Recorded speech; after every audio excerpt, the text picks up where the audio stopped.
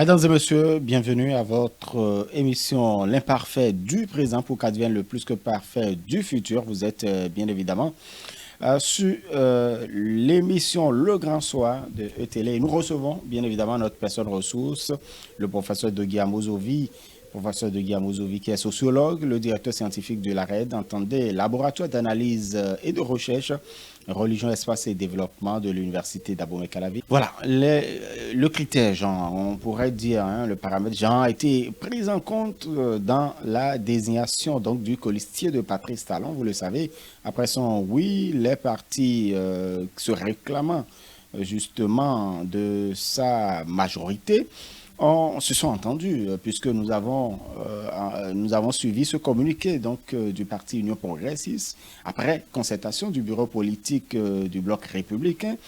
Mariam Talata Zime a été désignée donc colistière de Patrice Talon. Le genre a-t-il une importance en politique? Ah ben oui, le genre a une importance, pas seulement en politique, davantage en politique que partout ailleurs. La question du genre ou la présence de la femme aux côtés de l'homme et la présence de l'homme aux côtés de la femme dans une sorte de complémentarité différentielle est d'une importance absolue parce que l'un ne va pas sans l'autre. Ce n'est pas pour rien que Dieu nous a créés bipèdes, que nous avons deux pieds, que nous avons deux jambes, que nous avons deux mains, que nous avons deux yeux. Donc il y a une sorte de complémentarité entre l'homme et la femme qui n'a absolument rien à voir avec la manière dont chacun aborde la problématique du genre, ou c'est parité, ou c'est la femme. Je ne parle pas de l'émancipation de la femme, je ne parle pas de la promotion de la femme, je ne parle pas de la défense de la femme, je ne suis pas dans ces courants féministes, droits de l'homiste, non.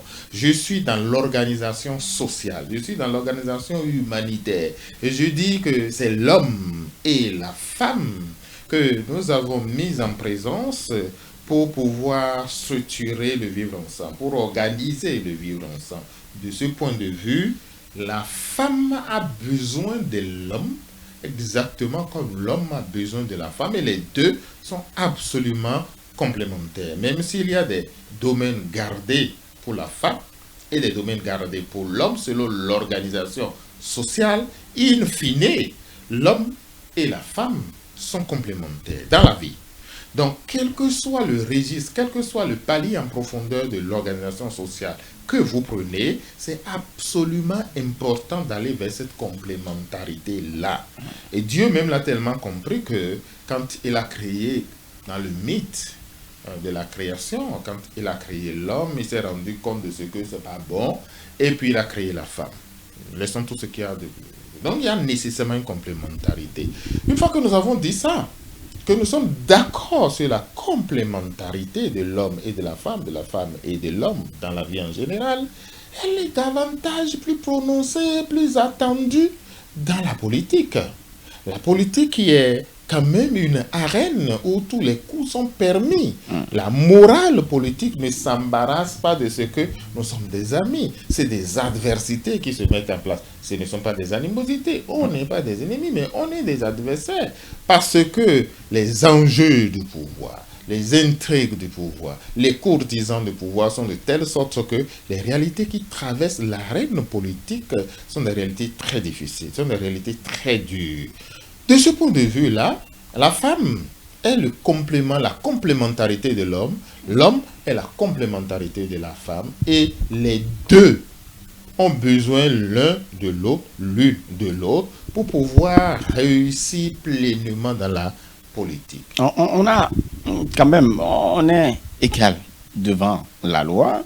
On a reproché à Patrice Talon durant son premier quinquennat donc le fait de n'avoir pas quand même donné une place importante à la femme. Mariam Talata Zime, qui est colistière maintenant de Patrice Talon, est-ce que la dynamique a changé alors Je entre-temps? voudrais, avant de parler de la dynamique qui évolue, qui change, qui se renforce, qui se diversifie, je voudrais insister sur un fait. Il y a une généralisation un peu trop active de dire on n'a pas intégré la femme. Il y a une faible proportion de la femme. Il y a une faible représentativité de la femme. En faisant un raisonnement simple. en faisant un raisonnement plat et à la limite vidé de beaucoup de sens. Le raisonnement doit être un raisonnement équitable, de l'équité. Lorsque nous prenons la masse d'hommes aujourd'hui qui existent au Bénin et qui peuvent, je prends l'Assemblée par exemple, et qui peuvent se retrouver à l'Assemblée. Quand je vois la proportion de ceux qui sont là, déjà au niveau des hommes, on peut donc dire que les hommes sont sous-représentés. Là, je prends la proportion des femmes qu'il y a au Bénin, capables de se représenter, de se retrouver à l'Assemblée, et que je fasse une analyse dans la pureté, une analyse à l'extrême. Je pourrais aussi dire, ou ne pas dire, que les femmes sont sous-représentées. Mais si je ne fais pas cette analyse in fine, dans le fond même, et que je reste ici, je regarde qu'il y a sur 80, il y a 78 hommes et 2 femmes, ou bien 74 hommes et 4 femmes, et 6 femmes, et tout, et que c'est déséquilibré, si je n'interroge pas de manière très désagrégée les facteurs, je vais toujours mal parler de la représentation ou de la présence de la femme et ou de la présence de l'homme. De la même manière, quand je prends les 26 membres du gouvernement ou les 20 membres du gouvernement, que je trouve qu'il y a 16 hommes et qu'il y a 4 femmes, du coup je peux dire nous sommes dans une proportion du quart ou du dixième. Quand je fais cette analyse, ce n'est pas faux, parce que c'est quantitatif. Et quand je rentre dans des considérations qualitatives, peut-être que je me rends compte qu'une seule femme vaut 10 000 hommes.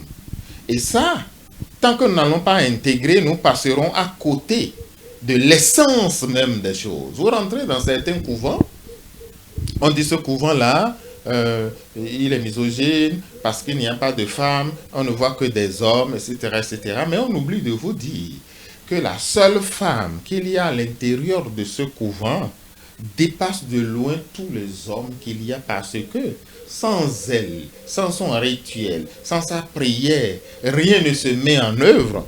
Ça signifie que sur le plan du pouvoir, sans sur le plan de la capacité, elle seule vaut tout et même au-delà de tous les hommes qu'il y a. Qualitativement, il y a lieu de s'intéresser pour voir quel est le poids de cette femme. Pas le poids numérique, mais le poids qualitatif, le poids essentiel. C'est dans ces réalités qu'il faut aller avant de pouvoir parler de promotion de la femme, avant de pouvoir se rendre compte ou se poser la question de savoir si la femme est brimée ou si elle n'est pas brimée. C'est une parenthèse que je fais. Revenant au choix des partis politiques qui soutiennent la candidature du président de la République, et donc au choix du président de la République, je voudrais dire mon soulagement, je voudrais dire mon admiration au choix de cette personnalité-là. J'ai suivi un certain nombre de reportages sur elle, au-delà de sa compétence réelle, au-delà de sa capacité à surmonter tout. Je voudrais dire le choix de la territorialité. Je voudrais dire le choix du genre combiné à la compétence. Je pose la question de savoir si on pouvait trouver mieux. Pour le moment, c'est elle qu'on est allé chercher. Je peux dire que c'est l'oiseau rare.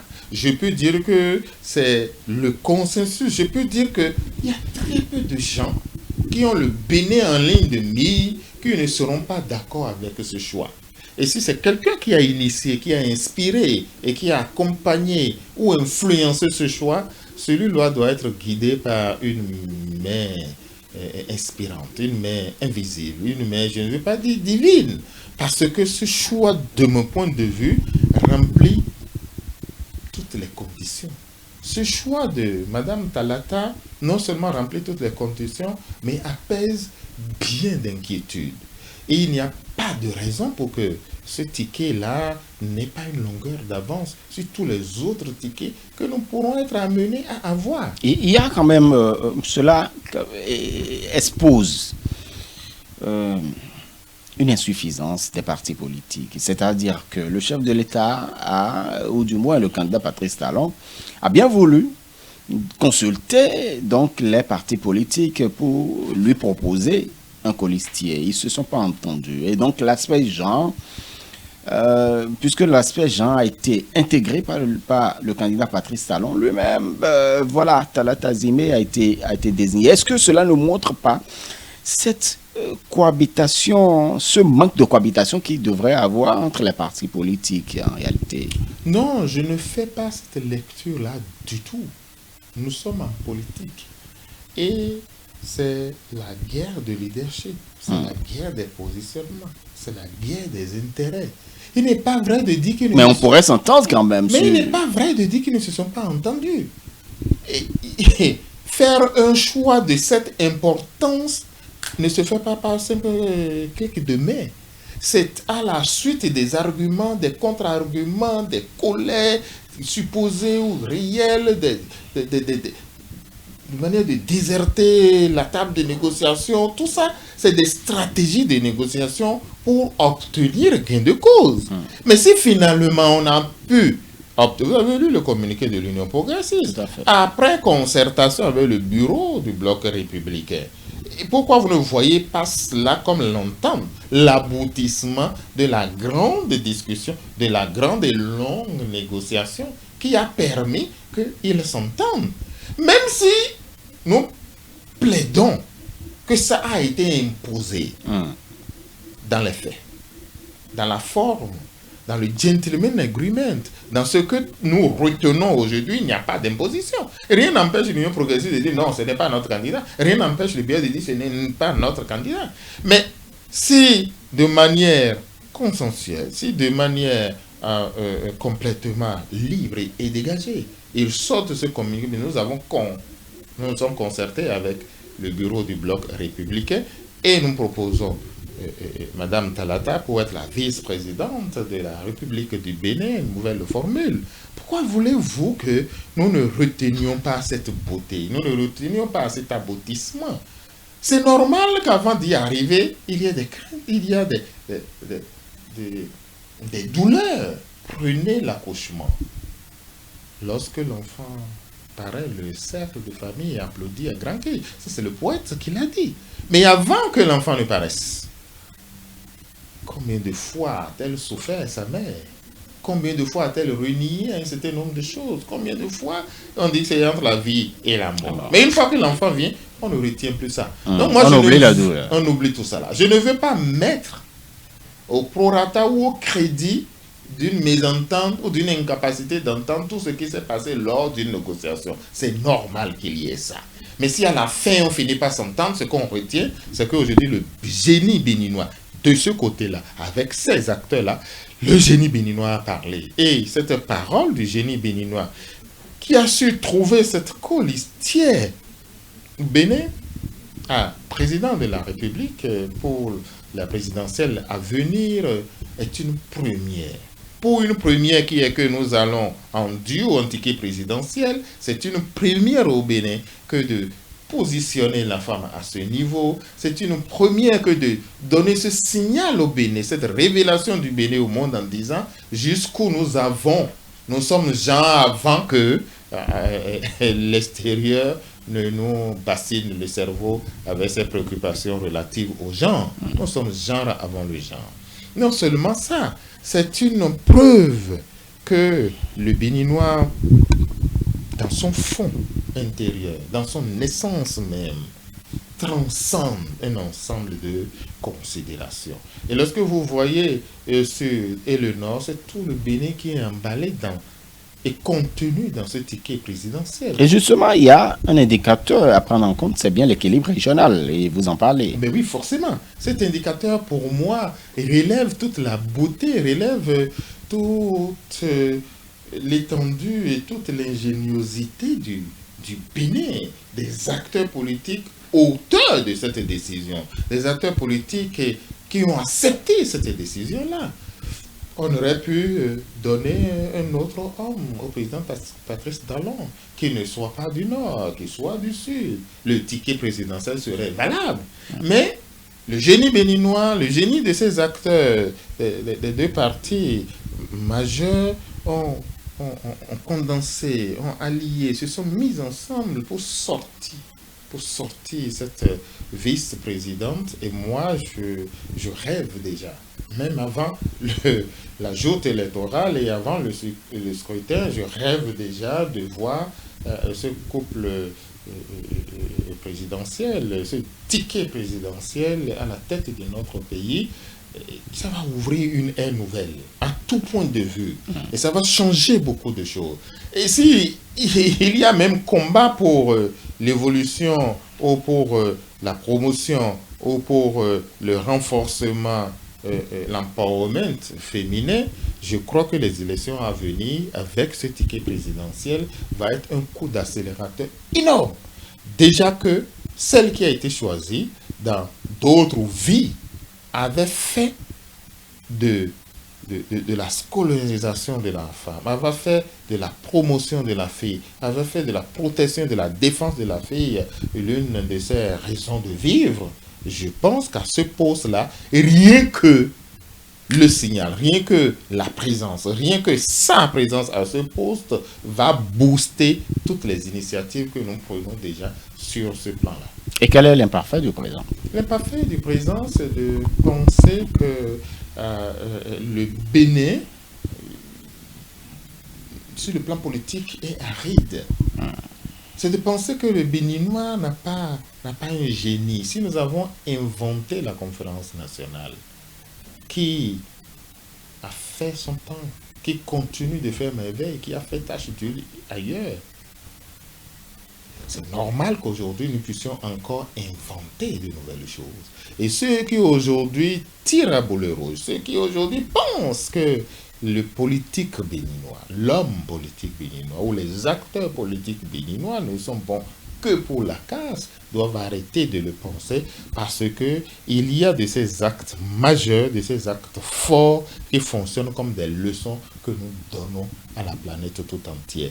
Et la désignation de Madame Talata fonctionne, relève de ces leçons-là, fonctionne comme une de ces leçons-là, et il faut pouvoir le dire, l'assumer, le prolonger pour que le Bénin se révèle à lui-même et au monde.